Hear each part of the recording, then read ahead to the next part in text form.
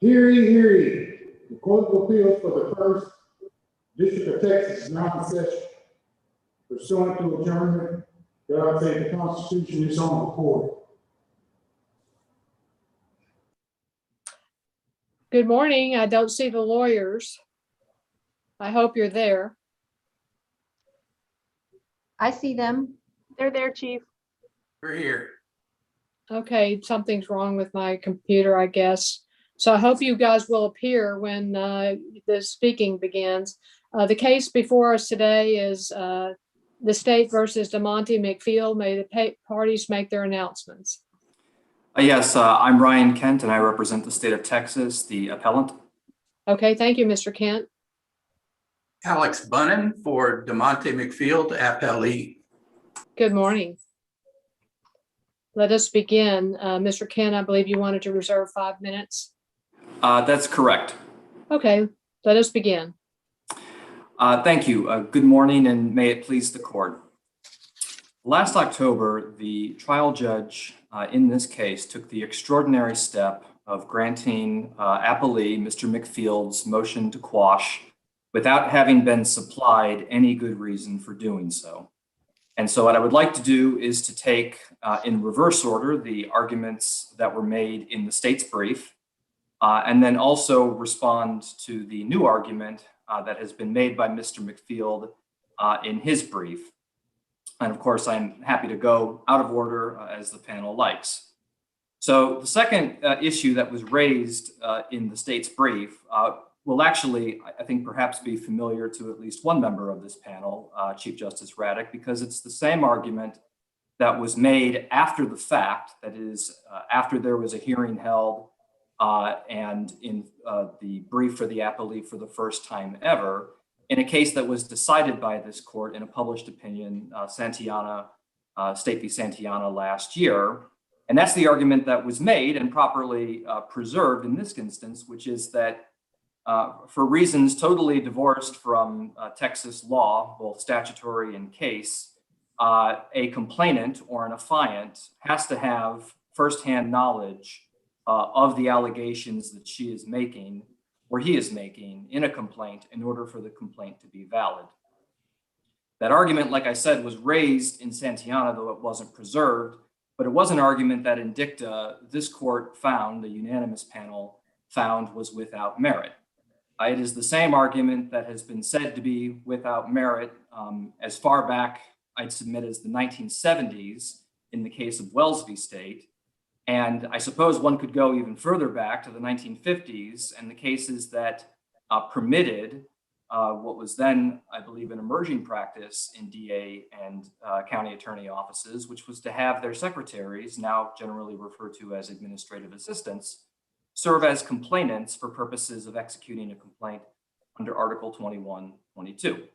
And so just as back in the 1950s, as in the 1970s, and as recently as last year, it has been said over and over again that the firsthand, secondhand, third-hand, nth-hand knowledge of the complainant simply isn't a germane inquiry, so long as they are willing to put their name to a complaint or an affidavit and make the attestations that Texas law requires of them in that document, then that will be good enough for allowing a case to move forward under Article 2122. Mr. Kent, if I may kind of sidetrack you a little bit, not to be too esoteric, but what is an oath? So an oath, I think actually the funny thing about Texas law, Justice Landau, is that oath is not ever really defined. It's sort of defined in relation to an attestation. I believe this is in the definition section of the penal code. But I would think that it is, as some cases suggest, a manifestation, typically oral, by an affiant or other person taking an oath, a witness, for example, at trial, that is binding them to the truth of a document or binding them to the truth of their testimony. So it is when you are swearing to something, usually orally, you are swearing to what exactly? To the truth of that document, or in the case of sort of an oath taken with respect to one's anticipated testimony to the truth of the statements that one is about to make. Would the oath in your definition, or the Black's Legal Dictionary definition, include sort of things outside of the oath that you are swearing? Well, I'm not sure what you mean by that exactly. I mean, I suppose one could take an oath on any number of subjects. For example, I swear that my favorite color is blue, or I swear that my favorite film is thus and so. In the case of an oath that is taken pursuant to the Code of Criminal Procedure when one is executing a complaint, which I take it to be the actual import of your question, it is that one is making a commitment that the document that they are offering, that they are signing, or that they are making a commitment to, in this instance, in front of an assistant district attorney, that they are binding themselves to it. I don't believe, for example, if this is sort of lurking in the background of your question, that what the person is making a commitment to is that the information that they have is bulletproof or Teflon. And Texas law doesn't even require that of a complainant. It simply requires that in executing a complaint or an affidavit, they have good reason to believe and do in fact believe the allegations against the defendant. And so, Now, how important is the swearing, the oath part, versus the signature, which is sort of confirmation? well, I would say they are of equal import because the signature on the complaint, the execution of the complaint, is what exists as the physical grounding of an information. So the information doesn't exist in a case prosecuted under 2122 absent a complaint, and that's something that needs to be entered into by the complainant. The oath is also important. I don't know whether it's more or less important. It seems fair enough to me to say that they are both important in their own way, which is that the person is, I think this stretches back well over 100 years. This notion, I mean, certainly even more than that, but at least with the statutes that we're dealing with over 100 years, is that you would have a prosecutor sitting across from a complainant. Maybe it used to be in the olden days the actual aggrieved party, but of course over time it's tended to be either the investigating peace officers or even administrative personnel, that they are making this commitment before the prosecutor who will execute the jurat. And we take this to be a sort of sacred part of the process, no different than a juror, or not rather, well, certainly a juror does raise their hand during voir dire to give true answers to the questions, but also a witness at trial raises their right hand and commits to giving true answers in response to questioning. I don't know, by the way, that it would make any difference to prosecute one for perjury if they never did those things, because there's still the gravity of the moment of one giving testimony. And but that notwithstanding, that's why that oath is important. Mr. Kent, I'm sorry. Go ahead, Judge Landau. Did you want to ask? I had one Go ahead. question that was sort of tangentially related. Mr. Kent, regardless of whether courts have held that the complainant does not need to have firsthand knowledge, why do it this way? Why have somebody who's not presumably trained in identifying reasonable cause to believe that a crime has been committed swear an oath or sign a document? Why do it this way? Well, you have them do it this way because that's what the law requires. If you're asking more, why would the practice have been started to begin with, back when Dwight Eisenhower or Harry Truman was president? I think that it's clearly going to be more conducive to high volume jurisdictions and even in fact low volume jurisdictions to be able to take information that is filtered to a prosecuting entity by law enforcement. And because the code is in no way violated by this practice, to have the conduit for the complaint be someone who works in the office itself. And so long as that individual is willing to make the commitment, binding themselves to the document, and to put forward that they believe the person committed the offense, then that's perfectly acceptable under Texas law. I mean, I hesitate to use the word convenience, but it certainly is more convenient. But by no means would convenience provide for an unlawful process. So I want to make that perfectly clear. But I do think it simply must be more convenient than to have the actual complainants, or in cases that don't have complainants, like DWI cases, which are crimes against society, come before the prosecutor to swear to complaints. It just allows for, in a jurisdiction like Harris County of 4 million people, it allows for the process to move forward without any deviation from what the law requires. So, Mr. Kent, in this specific case, do we have to have both the verbal oath and what could be considered, I guess, an oath that Ms. Cruz signed on the page? In other words, if all we had was the complaint with the hopefully statutorily correct language in it, and her signature as an affiant, is that enough under the law, or is a verbal oath of some sort required? I believe that a verbal oath is required, Justice Countess. And what I would say, although I have no seconds left, but if I could just finish this answer with the court's forbearance, is that what we get in the record, because this issue has come up now for the first time ever in the appellee's brief, is we do not have a record that crystal clear establishes what oath Ms. Cruz said, save for the fact that what she says at multiple points in her testimony. I understand that there is the oath that is recited, which is the oath that supposedly is printed and posted on the wall at the intake division of the Harris County DA's office. But what she says on pages 18 and 19 of the reporter's record is that she swears to the document. And by that, she's referring to the complaint. So to answer your question, yes, the oath is required. That much is clear from the Code of Criminal Procedure. But number two, the oath that she is taking, whatever may have been the testimony about what is printed and posted on the wall, it is the oath that she swears to the document. She's making a commitment to the complaint. And if there is any ambiguity in that, it is all owing to the fact that the appellee in this case did not develop the record in that way so as to establish anything contrary to what I said the record shows on page 19.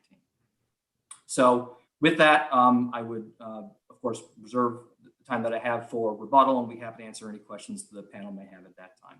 Thank you. Thank you. Mr. Bunnan. May it please the court. I'm Alex Bunnan, and I represent the appellee, Mr. DeMonte McField. I think the court is focused in on what the issue is. If I were to paraphrase the oath that Ms. Cruz took in this case, it would be, I received a report, I took facts out of that report, and I put them in the complaint, and I did that accurately. That is not swearing to the truth of the complaint. And that's the crux of our issue here today. And I think Mr. Kent. Mr. Bunnan, I'm going to interrupt real fast because the time goes so quickly. But what more could she swear to, considering now that we have some case law that that says that it's proper for someone with the level of Ms. Cruz's knowledge. In other words, she's never going to be the person on the scene. How is swearing that what she received from in the DIMS package and put into the complaint, that's accurate, and then the complaint having the verbiage that matches 1505, how can those not go together to be sufficient? Well, just to be clear, we're not saying she's not credible, she's not competent. She just took the wrong oath. The oath that she took was not that this complaint is true. The oath she took is, I took some facts out of this document. And it's not really in the record what DIMS is, DIMS. It's basically a police report.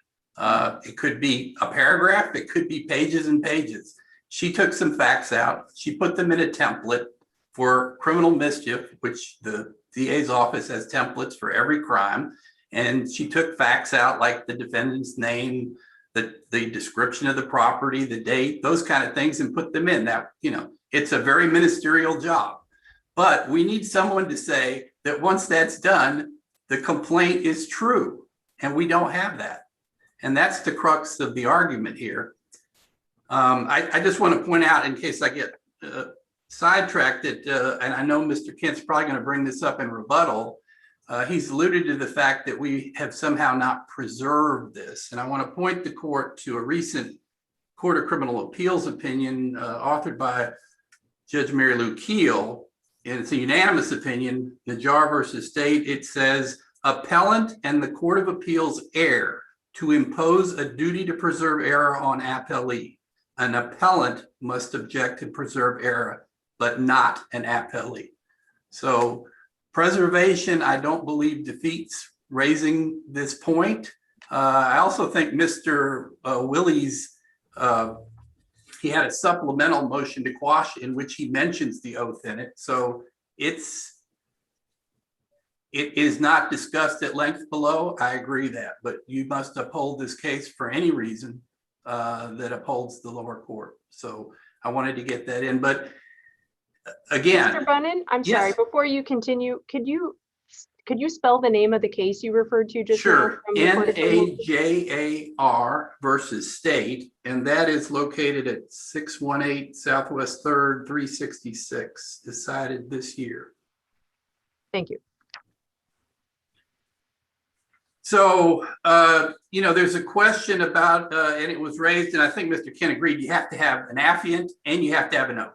And that was decided again in another case this year by the Court of Criminal Appeals, Wheeler versus State, 616-858, in which they say, although the affiant's signature on an affidavit serves as an important memorialization of the officer's act of swearing before the magistrate, it is the act of swearing, not the signature itself, that is essential. So you have to have both. They're both important. And in this case, as I say, the swearing is essential. And in this case, the swearing was not as to the truth of the complaint. I know it sounds, very technical, but it is what is required. And so I don't think Mr. Kent has raised that, and maybe he can address it in his rebuttal, but I don't think that point has been properly addressed. And that is the crux of it. So, Mr. Bunnan, what is your best authority for the notion that Ms. Cruz's signature on the document is insufficient? That would be in the Is that Wheeler? in the Wheeler case. In Wheeler deals with an affidavit in relation to a search warrant, but there doesn't seem to be any distinction between the fact that, as they say, quoting a previous case, Smith versus State, the difference between an affidavit and an oath is that an affidavit consists of a statement of fact which is sworn as to the truth, while the oath is the pledge. So they require both, but they're saying, you can't, and in that case, in fact, the affiant just signed the paper and it was never sworn to. And they say that's not good enough. Because even though the piece of paper appears to be a sworn document, if it's not actually sworn to, that's the difference. And in this case, we know she took an oath, it was just the wrong oath. So if we were to agree with you,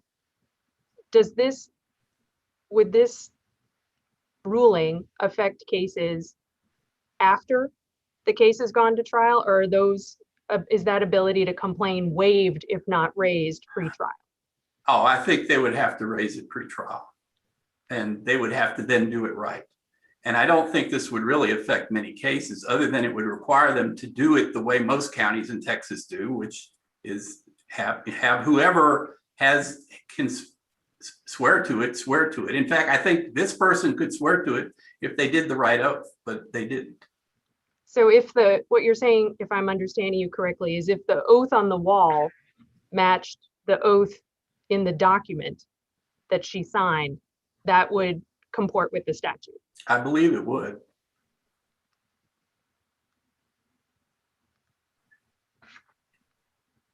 Unless there are any other questions, I will concede the rest of my time. Anybody else? Okay, let's have Mr. Kent come back. Thank you, Mr. Bunnan. Thank you, Your Honor.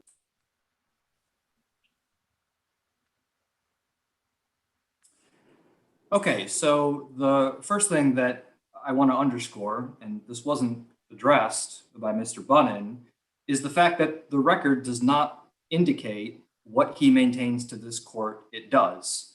This court can consult pages 18 and 19 of the only volume of the reporter's record that exists, and it will find, and I quote, that Ms. Cruz says, "I swear that everything is correct." Now, she's asked this question by Mr. McField's trial lawyer about what exactly is it that she says when she takes an oath, and she says, "I swear that everything is correct."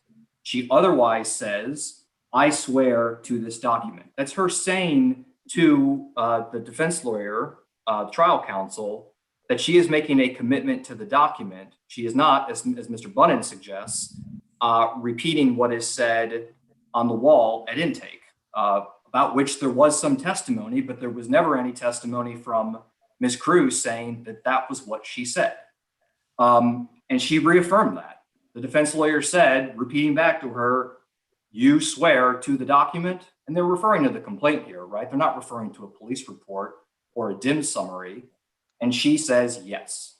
So unless this court is going to take the bold step that, by the way, it did not do in Santillana, which is to conjure up facts from the ether so as to justify an opinion in favor of the appellee, it has to go based on the record that Mr. McField made. And the record that Mr. McField made shows the complainant swearing to the complaint. It does not show her swearing to the oath that is on the wall and, to paraphrase that oath, a correspondence between a dim summary, a police report, and the allegations in the complaint. I, by the way, should note that Mr. Bunnan has effectively conceded the second part of what his brief is responding to. He says this person could swear to it so long as she swore to the proper oath, which again, the testimony shows she did. So if that's true, then the whole argument predicated on Article 204, that somehow the second or third or fourth hand knowledge of this individual is inadequate, he's effectively conceded that too. And so again, I would say there's no authority, not the least of which no authority emanating from this court and its opinion in Santillana, that says that you have to have firsthand knowledge of the offense, which by the way makes complete and perfect sense because many times the case agent, the person who will file the case, may have gathered information together from multiple law enforcement sources, and no one would expect, I would suggest, that Mr. McField or those with his arguments, although now abandoned, would say that that case agent couldn't be the one who presented the case to the DA's office. Mr. Kent, yes. What is that oath doing on the wall if she's not swearing to it? I think the oath is on the wall as a guidepost for the expectation of what people will swear to. I fully admit that I'd rather the oath that was printed on the wall said something as perfunctory and clear and correct as what Ms. Cruz said she said, which is, "I swear to the document." Would you agree that if Ms. Cruz swore to the oath on the wall, that would be insufficient to support this signature on the charging instrument? Well, I think that there can be, the reason why I wouldn't necessarily embrace that position, Justice Landau, is that we do have manifested, and there's no case that holds other than this, we do have manifested on the face of the complaint itself, which is written in the voice of the prosecutor, but is describing what transpired, that the complainant, the affiant, has sworn to the document, has sworn to the allegations in the document. And there are cases, if one goes back to the 1930s, that say that the jurat permits one to make presumptions about the verity of the complaint and the transaction that gave rise to it. And so, and this, by the way, is a very old case. Well, if I could just take a moment to find the citation, I'll provide it to you. But This is going to be Murphy v. State, which is 103 Southwest 2nd, 765. But even if one doesn't take the jurat as providing that foundation of confidence and belief in what transpired, what you do have anyhow is that the in this case testified that she took an oath and she took the one that Texas law expects of her. And if I just may respond to the final point, I understand that I'm over time, but just the last thing said about preservation, this court itself recognized Ramirez v. State, a case from the CCA. It says, notwithstanding what came out in a different case, Najjar, that I think if one looks at that is going to see is an entirely different set of circumstances than the one we confront here, that one has to preserve the issues as it relates to objections to a complaint and information, else they are waived. And the reason for that is that it is Mr. McField who, objecting to the complaint and information, defines the contours of the argument that we have today. And so because he did not raise these particular points, those are waived. That's what this court found in Santillana with respect to the argument 204 argument. And that is what it should find here with respect to any argument having to do with the oath. And with that, I would ask the court to, well, if there's another question, With the chief's permission, I'd like to ask one more Please. question. Please. Mr. Kent, what do you make of Wheeler? well, that is the case. I know that Mr. Bunnan reminded us of it all. But that I think was the idea of having to have an oath be both manifest, spoken, and the case that says you also have to have with a search warrant, you have to have a writing.